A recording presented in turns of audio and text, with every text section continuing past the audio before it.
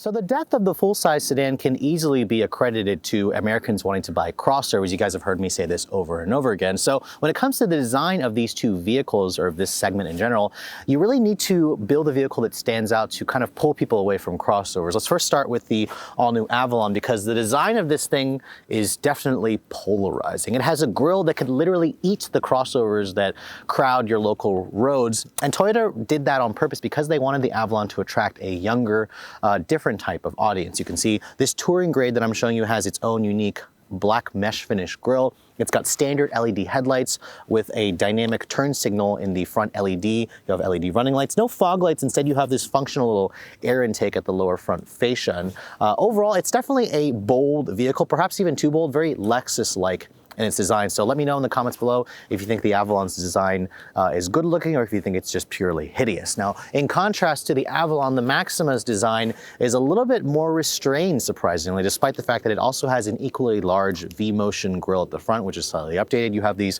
full LED headlights at the front, where it's also an LED turn signal, running light, LED low and high beam, and then the Maxima also gives you LED fog lights on this particular SR trim, which you can also get on the upper trims. Overall, I actually think the Maxima looks better in the front for my taste, just because it doesn't have such an in-your-face grille, but you guys can let me know in the comments below whether you think the Maxima or the Avalon is better looking. From the side profile of these two big sedans, this is where I think the Avalon has a slight edge over the Maxima. Unlike the Maxima's strange floating roof, Toyota kind of gives you a sleeker overall profile with kind of a coupe-like look to the rear end, where it kind of droops down a little bit. The Avalon is also the bigger vehicle of the two. Its wheelbase is about 4 inches longer, and its overall length is about 3 inches longer at 196 inches long. The wheels, they're both 18-inch wheels. However, Toyota puts 235/40s on the Avalon, which are 10 millimeters thinner versus the Maxima. I also like the fact that they give you these kind of interesting character lines along the side of the vehicle. Remember, this is now the TNGA platform that the Camry also shares with this platform. I also like the side mirrors being mounted to the lower part of the door, whereas Nissan puts it on the upper portion over here. Overall, the Avalon definitely looks a lot more sleek and a lot more Lexus-like from the side profile.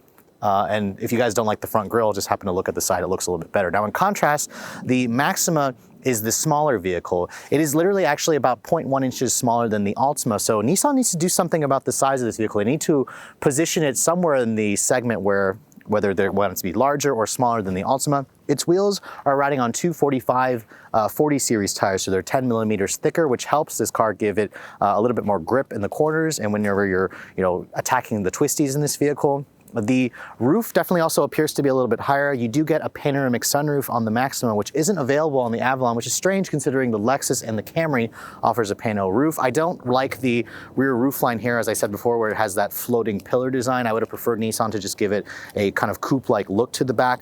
And then of course, from the rest of the profile, there aren't really quite as many body character lines to give this thing a little bit of a sleeker look. So overall, I think the Avalon looks better from the side profile, but let me know in the comments whether you guys think the Avalon or the Maxima looks better from the side. So at the rear of both the Avalon and the Maxima, you can see both of these trim levels are the sportiest offering, the Maxima being the SR and the Avalon being the touring grade. Now, in terms of the rear designs, they also couldn't look any more different. I actually really like the rear design of the Avalon. It has a very luxury BMW Lexus-like look to it. It has these really nice looking sequential LED rear taillights that mimic what you get on the front. It has a beautiful red color that contrasts well with the black spoiler that you get. There's a subtle little touring badge here. And then of course, Toyota also throws in the quad outlet exhaust, which looks great. It's sport tuned on the touring. And overall, it's just a much cleaner look. This is a much better angle of the Avalon compared to the front fascia. Now, in terms of the trunk capacity, the Avalon also offers a pretty good amount. This is rated at 16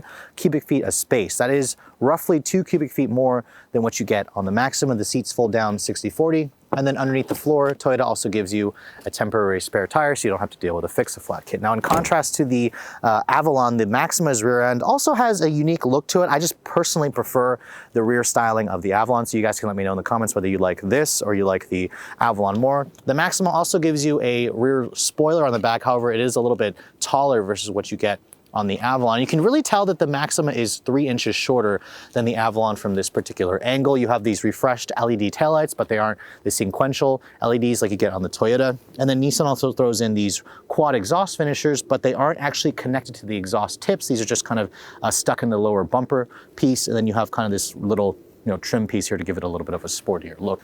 And the trunk capacity of the Maxima is rated at 14.3 cubic feet of space. And just by looking at it, you can see that this area here, the opening is not quite as large. It's not quite as deep as the Avalon's, and you have this little area here that eats into your space. But just like the Avalon, the Maxima also has fold down rear seats, and you have a temporary spare tire.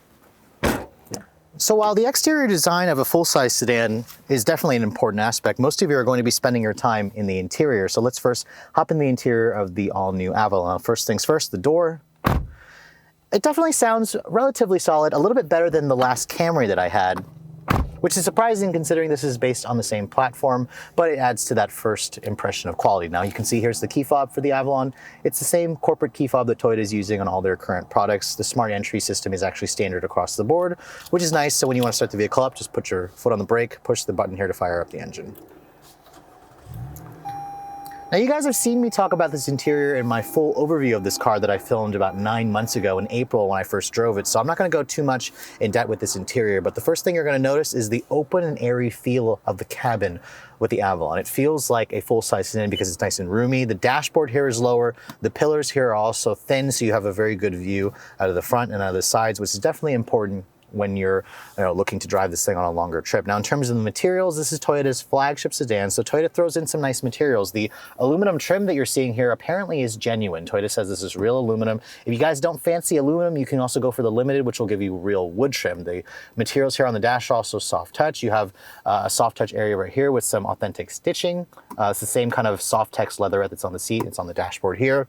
It's all soft touch here, and then soft over here with more of that aluminum trim. The windows are one touch for all 4, which is definitely nice. And the steering wheel here, as you can see, it's a power tilt telescoping design, which is definitely nice. It kind of makes you feel like, again, you're in a Lexus product. The gauges here have been lifted straight out of the Camry. You also have a 10-inch head-up display that was also lifted out of the Camry. Now, coming over to the center stack here, this is the latest version of Toyota's Entune 3.0. The Avalon was the first vehicle to get Apple CarPlay and Amazon Alexa in the Toyota lineup. Sorry guys, for those of you who use Android, there's still no Android Auto, but it is coming most likely for 2020.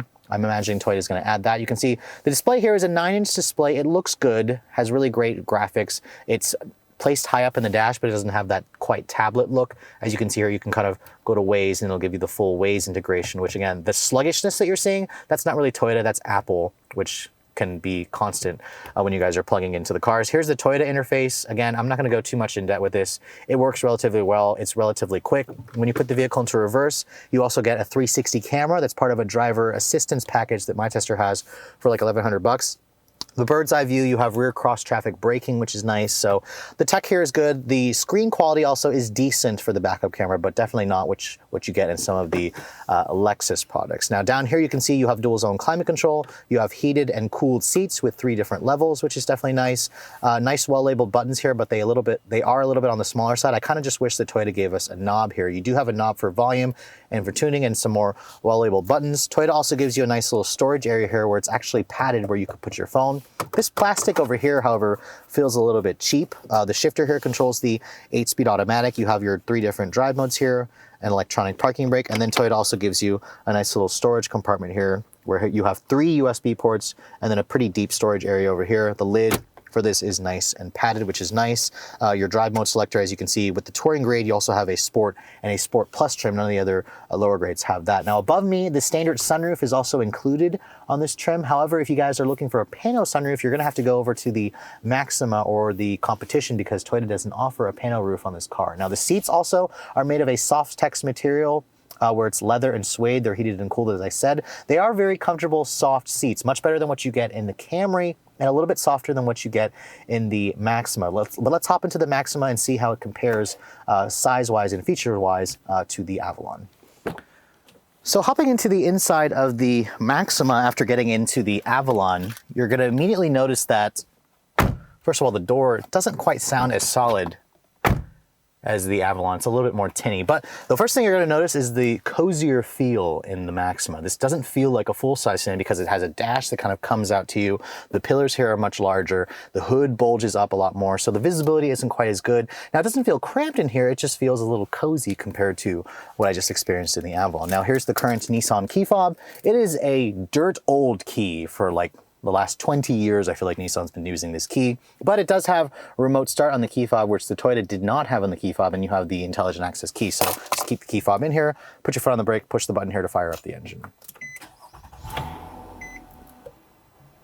And the engine definitely has a louder growl when it starts up versus the Avalon. That's typical with Nissan's VQ motors. I've been noticing that. Now, the rest of this cabin, you guys, if you are looking to see a full overview of the interior, be sure to watch my full review on the Maxima, which I'll include in the link in the description below. But regardless, the interior definitely has a much more premium look to it versus the Avalon. Nissan just kind of goes with a more traditional look here. You can see the dashboard is all soft touch injection molded plastic with some stitching here. Now the stitching is not real stitching, it's just the stitching added to the soft touch plastic, so that is a little bit of a ding. However, the stitching is genuine here over the instrument panel where you have the same leather that's on the seats, on the dashboard here. The aluminum trim that you're seeing splashed throughout the cabin has this interesting diamond textured look. It's actually not real, it's just plastic, so the Toyota kind of gives you a little bit of a nicer material there. You have more stitching along the center over here where it's actually genuine stitching.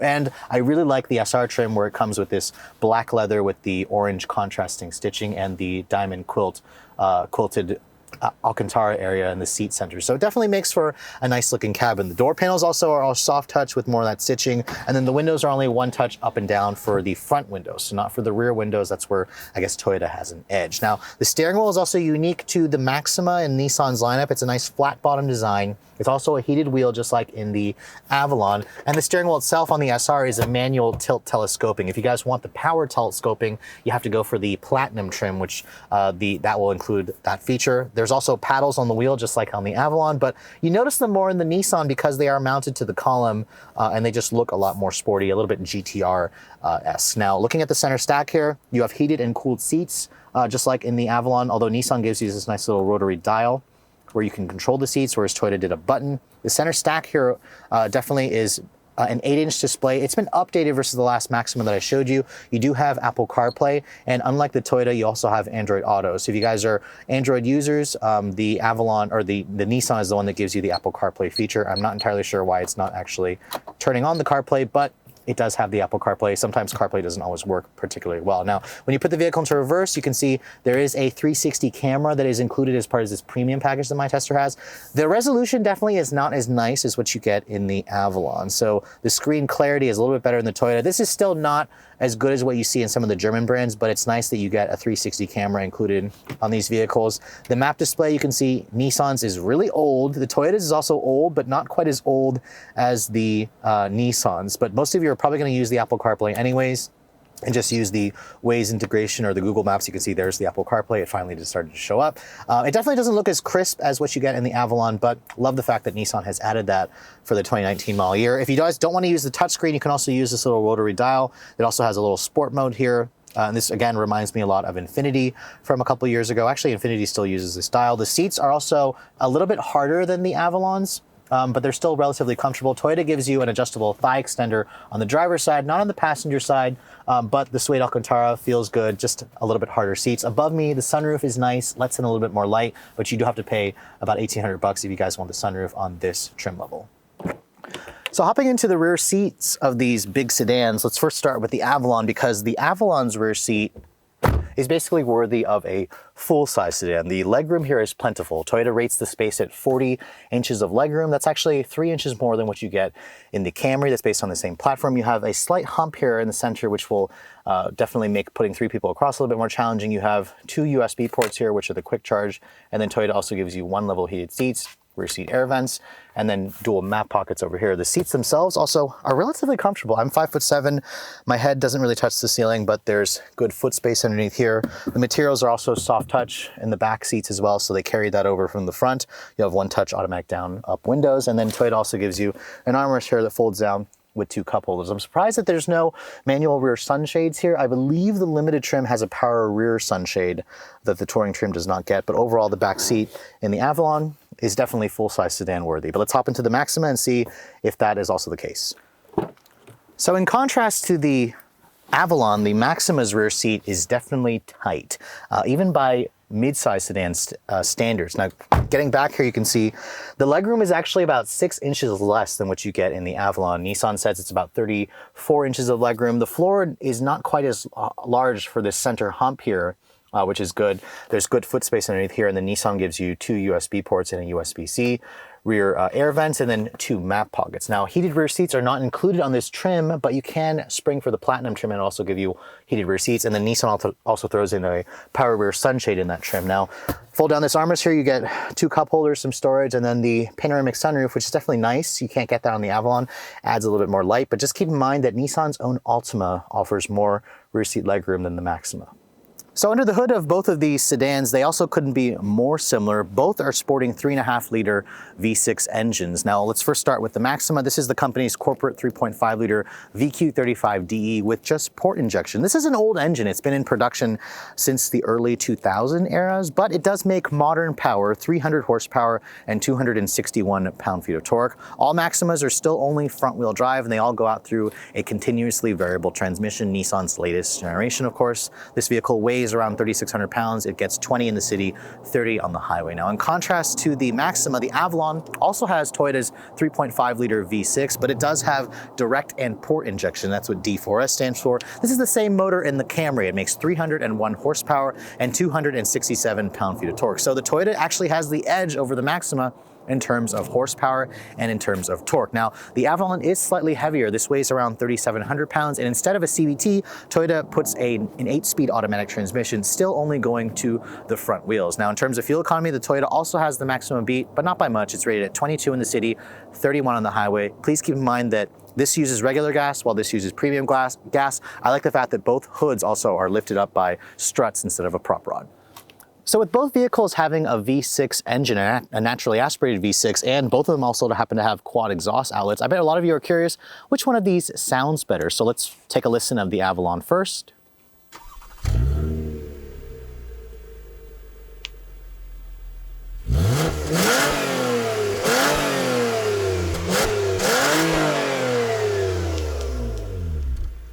And surprisingly, Toyota puts a sport-tuned exhaust on the touring grade. It sounds fantastic. Now let's take a listen at the Maxima.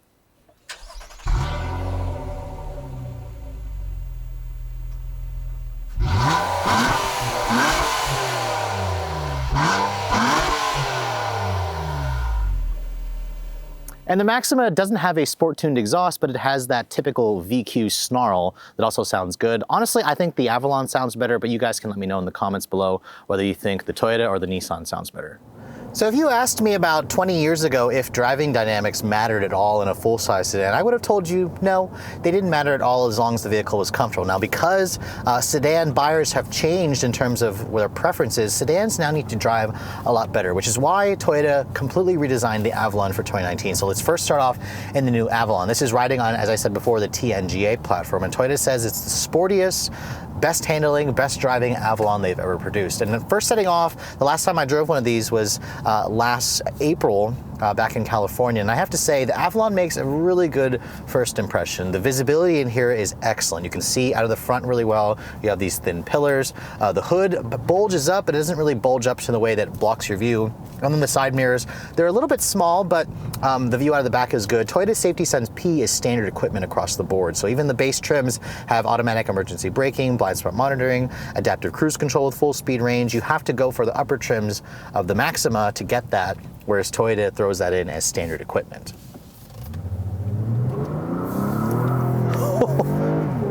Now, being a front-wheel drive car, the Avalon definitely has a few traction issues when you have 301 horsepower going to the front wheels, but the Avalon's mission as a full-size near luxury sedan is clearly showing when you start driving this thing. It feels like you're driving a Lexus, honestly, but a Lexus that also can handle relatively well. You didn't expect an Avalon to have this level of handling. The other thing I'm also noticing, particularly with this touring trim, the engine. Toyota is synthesizing the noise that this V6 is making. They're amplifying it. It sounds really good. It's a nice deep muted growl. You don't really hear that sport tune exhaust from here. You just mostly hear an induction howl that's synthesized, but it does sound good. It adds to the overall ambiance of the Avalon. This is a seriously nice driving car. Now, is it sports sedan nice? No, it's not a sports sedan, but this drives basically as good as the new Camry, which drives as well as the Accord, as the Mazda 6. Better driving than the Altima that I last drove, the newest one, because, you know, it's got a V6 and it has a very stiff, solid structure.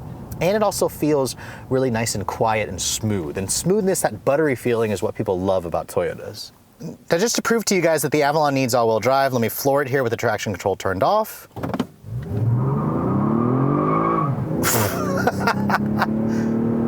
Just like the Camry V6, it has trouble putting that power down. So Toyota, you seriously need to consider all-wheel drive in this thing. Now I'll go into Sport Plus mode here, which only the touring trim gives you because this car has adaptive dampers. I'm gonna leave the traction control on because this car will spin out its front tires, but let's floor it here. It's cutting power significantly. But this car will get to 60 in about 6.5 seconds. That is quick.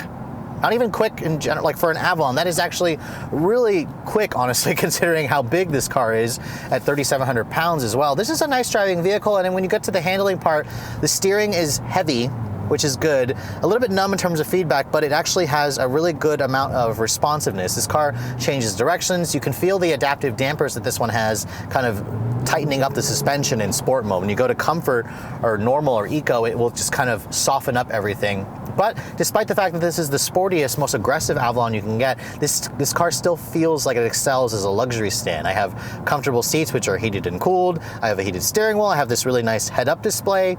It has a really comfortable ride quality, and it's smooth, it's quiet. So all the typical Avalon or Toyota strengths are here. This basically will fool you into thinking you bought a Lexus. There's really no point to get the Lexus ES unless you really like the styling of the ES and you prefer, you know, the interior of the ES, which has a much bigger screen. It also has Apple CarPlay. But in general, the Avalon is just a really nice driving sedan. Now, in terms of the fuel economy, Toyota rates it a little bit better than the Maxima at 22 in the city, 31 on the highway. In my week's worth of testing, I've been getting around 22 miles to the gallon, which is right on with the city. On the highway, I got about 33 mpg, which is really good mpg. Remember, this car only gets regular gas, so in the real world, this car does pretty good in terms of fuel economy. You can credit that again to the direct injection engine, to the 8-speed transmission kind of wanting to go into top gears. And all that just makes the Avalon a really pleasant daily driver. But let me hop into the Maxima, the 4-door sports car, and see how it compares to the Avalon in comparison to this. So switching over to the Maxima after just having driven the Avalon, the first thing I'm noticing immediately is just how much more rough around the edges this car feels. The ride quality instantly is much more firm. You definitely feel every impact harshness in the road. It literally goes through the seat and into my back, and it's just kind of a little bumpy. So a little disappointed at that, but keep in mind this SR trim is the sport-oriented model. The Platinum trim and SL trims and S trims, whatever, they have a little bit softer suspension tuning, but it makes me wonder why Nissan didn't use a better tuning, or a better shock or some kind of adaptive variable suspension, because Toyota's Touring Avalon has a still smooth ride quality. This, while it's not like bone-jarring harsh, it's just definitely a lot more harsh versus the Avalon. The other thing you're gonna notice is the visibility in here is not as good. You have this dashboard that kind of comes toward you. You have a hood that kind of bulges up. You have these fat A-pillars over here, and then the windshield's a little bit on the narrower side. Now, the view out of the side, the mirrors are a little bit larger in the Maxima, and the view out of the back is good. But man, that rough ride quality, it's just kind of annoying at first, when you first set off. I'm sure you kind of will, if you've never driven the Avalon, you get into this, it still feels relatively nice. So I'm only noticing that when you drive the two back to back. Now, CVT, 300 horsepower, put it into sport mode here. Let's see how the Avalon or the Maxima feels. Spinning the wheels just like the Avalon. Whew, this thing's quick though. It feels much quicker off the line versus the Avalon. Now, I really wouldn't know unless I did a drag race with the two to decide which one's quicker, but in terms of the 0 to 60 times, the Maxima's 0 to 60 time is just under 6 seconds, while the Toyota's is a half second slower. So by the numbers, this is the quicker car, and it feels like it is. Now, most of you would be surprised to say that the CVT car is quicker, but it's just the way it's tuned. Anytime I go near the throttle, the CVT just quickly adjusts the ratio. It puts the engine into the meat of its power band, and that's the reason why this car feels so responsive. Now, the steering in the Maxima feels a little quicker than the Avalon's. It's a little bit lighter though. The Avalon has heavier steering, which is nice. This feels a little bit quicker. Still on the numb side though. I don't really know what the front tires are doing. The suspension feels like it doesn't lean quite as much as the Avalon. So again, that harsher suspension tuning translates to a harsher ride, but you get slightly better handling, a little bit more grip because these are also a little bit fatter tires versus what you get on the Toyota. Spinning out its tires, this car could use all-wheel drive, but I'm fighting the wheel a little bit. This thing is fast. It is seriously quick. Let's turn off the traction control here, put our foot down. Spinning out those tires. Oh my gosh, you're really fighting the torque steer. This has more torque steer than the Toyota for sure, especially when you turn off that traction control. I would just suggest leaving it on. But going down the road here, once you get it going, the handling is nice. The visibility not as good, but the seats are also comfortable. They hold you in place a little bit better than the Avalon, so they're just not quite as soft feeling, which some of you may prefer that. The brake pedal is very touchy in this car, so it took me a little bit of time to get used to just how much they grab and they bite. The CVT is really good. I really am surprised. When you pair a V6 with a CVT, it's good. The paddles on the wheel that this one gives you tries to mimic gears, but they work better in the Avalon. This offers 7 ratios. And you can hear when you try using them, they have this little fake shift that just sounds really unconvincing. And also the downshift on rev matching could be better. Jeez, the torque steer is bad. Nissan, you really need to put all-wheel drive in this thing, which I guess adds a little bit of comical, fun to this thing. Anytime you put your foot down, you gotta hold on to the wheel. It reminds you of like a sport compact car. Now, the Maxima is the smaller vehicle than the Avalon, but I will say that the Avalon does not feel any bigger than this car. If anything, the Avalon feels a little bit easier to drive because I could see out of it better. And in terms of the overall package, this car feels like it is noisier on the inside. It's got more road noise, it's got more wind noise. The structure also quivers a little bit more versus the Avalon. This doesn't feel as solid as the Toyota, which again, you can kind of go back to the fact that this platform is definitely getting old. It's not quite as, new as what you get on the Toyota. Fuel economy, this is a CVT, and surprisingly, I've been averaging 25 mpg, so 3 mpg better than what I got in the Avalon. On the highway, I got it up to about 31 mpg, so not quite as good as the Toyota, but still very good gas mileage. Just keep in mind that the Maxima requires premium gas.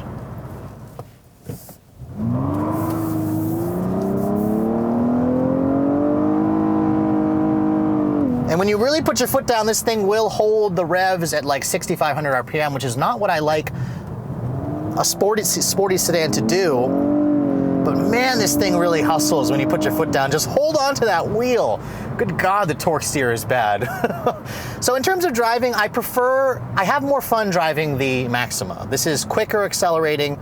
It just, with the torque steer, it just kind of puts a smile on my face. At the same time, I'm kind of annoyed, so it's kind of a love-hate thing. I don't like the ride quality. I don't like how the car feels like it's a little rough around the edges. But this is clearly the sportier driving between the two. But the Avalon is not far behind. In fact, the Avalon just feels a little bit more refined, kind of like what the Maxima could be if Nissan just upped the refinement a little bit more. But Nissan just kind of still has that rough around the edges feel. Same thing with the engine. The VQ in this car doesn't sound as good as the Toyota is. It's definitely much more loud. And it has that typical raspiness that you associate with Nissan's VQ V6 engine. The driver assistance tech in this car also is optional. My tester has pretty much everything except ProPilot Assist. This does not have the current latest version of Nissan's driver assistance tech. It works okay. The Toyota's and the Avalon is their Toyota Safety Sense P 2.0. So it's got the lane trace assist and stuff. It does a little bit better job of keeping in the lane. This car, what I do like is it has the vibration. Whenever you cross the lane marker, it will vibrate the steering wheel, which you can turn that on or off if you'd like. But just know that, again, Nissan did add a little bit more driver assistance tech to this car. It's not quite as up-to-date as what you're gonna find in some of their newest products. So if you look at the sales figures of both the Maxima and the Avalon in January of 2019, you're going to notice that they were down pretty significantly. Nissan reported sales were down about 20% compared to this time last year, and Toyotas were down about 30%. So despite the fact that sales were down, you're probably wondering, why did the two companies give us two all-new versions of this vehicle? Well, the Nissan was kind of a refresh. Well, they are still the flagship of the Nissan and the Toyota lineup, so they're both relatively important. And despite sales being down, Nissan managed to move about 3,500 Maximas last month, and Toyota did about 1,800. So the Maxima outsold the Avalon, which actually surprised me. It's almost a 2-to-1 difference. So after considering the sales figures, which one of these two sedans is actually the better buy? So after spending time with both of them, let me first start with the Maxima. This is definitely the sportier entry between the two. The SR trim has its unique sport tune suspension. It's got sharper steering. It's got more grip from the tires. It's got better acceleration from the CVT. Despite the fact that I don't like CVTs, this feels faster off the line versus the Avalon, which surprised me considering the Avalon has an 8-speed and it has an extra gear. Where the Maxima falls short is in the overall package. It's definitely a rougher ride. It's a little bit noisier on the cabin. It's a much cramped feeling interior, which didn't really bother me, but those of you who want a full-size sedan are probably going to actually want the space of a full-size sedan, which brings me over to the Avalon. This is an all-new generation. The all-new 5th generation for 2019. It's riding on the TNGA platform. And if you can get past its crossover-eating looks at the front fascia with that massive grille, the Avalon, despite it being slower, is better driving, more luxurious feeling, much more spacious on the inside. And it has a look that, while I don't particularly like the front fascia, the rear seats, the side profile, and the bigger trunk clearly makes the Avalon the better pick if you guys are looking to buy a full-size sedan. But with all that said, what's it going to cost between the two? This particular Avalon, the touring grade stickers for $44,900. That Maxima over there is around $42,500. You can't really go wrong with either, although the Nissan, I'm going to say, is probably the less expensive choice. Even if you guys go for a fully loaded Platinum, it's a little bit less than the Toyota, but with the Toyota's overall better package, I would argue that it's probably worth the extra money if you guys are looking to purchase one of these vehicles. But I hope you guys have enjoyed my Redline comparison test between the 2019 Maxima and 2019 Avalon. If you guys are also looking to see the latest cars I'm testing, be sure to follow me on Instagram at Redline_reviews. Like us on Facebook. And as always, guys, please keep subscribing to the Redline Reviews YouTube channel for all the latest reviews. Thank you so much for watching. I'll catch you all in the next video.